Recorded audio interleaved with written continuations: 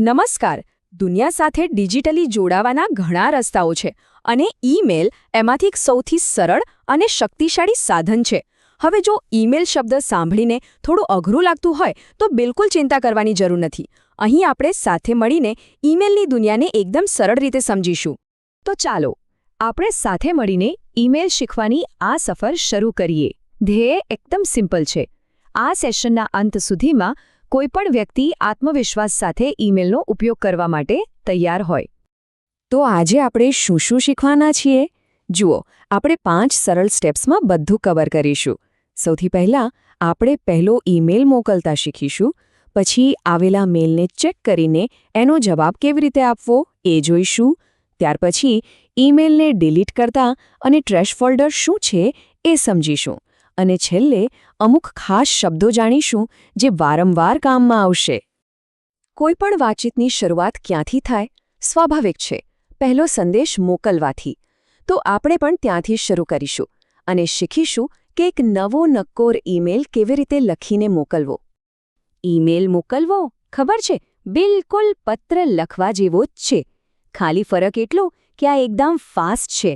જુઓ, બસ આ 4 જ સ્ટેપ્સ છે. પહેલું, કોને મોકલવો છે એનો એડ્રેસ લખો. બીજું, ઈમેલ શેના વિશે છે એનો વિષય લખો. ત્રીજું, આપણો સંદેશ ટાઈપ કરો. અને ચોથું, સેન્ડ બટન દબાવી દો.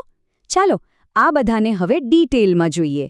તો આ જે સ્ક્રીન દેખાય છે ને એ સમજો કે આપણું ડિજિટલ કાગળ અને પેન છે.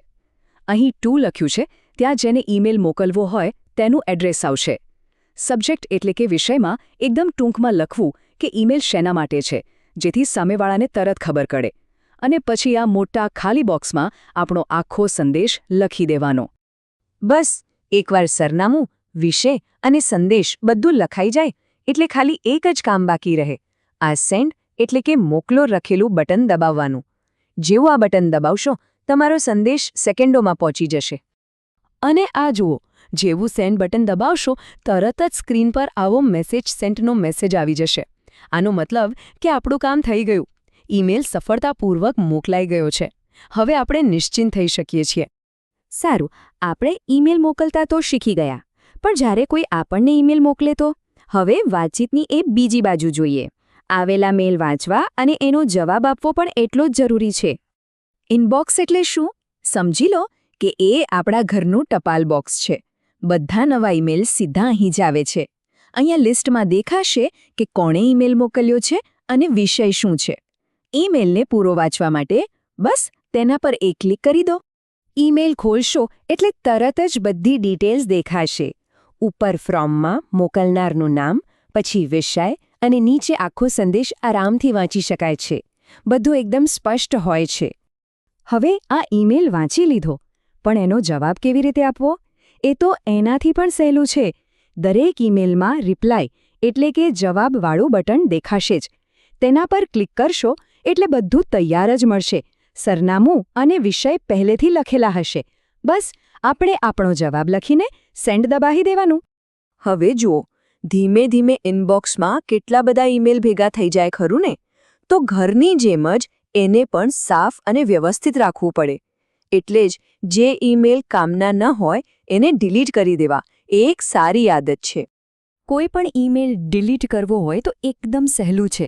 જે પણ ઈમેલ દૂર કરવો છે તેની બાજુમાં જે નાનું ચોરસ બોક્સ છે ને એમાં ટિક કરો. તમે એકસાથે ઘણા બધા પણ સિલેક્ટ કરી શકો છો અને પછી બસ ઉપર દેખાતા ડિલીટ બટનને દબાવી દો. પણ અહીં એક મજાની વાત છે. ડિલીટ કરતાં જ ઈમેલ કાયમ માટે જતો નથી રહેતો. એ પહેલાં ટ્રેશ ફોલ્ડરમાં જાય છે. એટલે કે સમજો કે કચરાપેટીમાં જાય છે. આનાથી ફાયદો એ કે જો ભૂલથી કંઈક ડિલીટ થઈ ગયું હોય તો ગભરાવાની જરૂર નથી.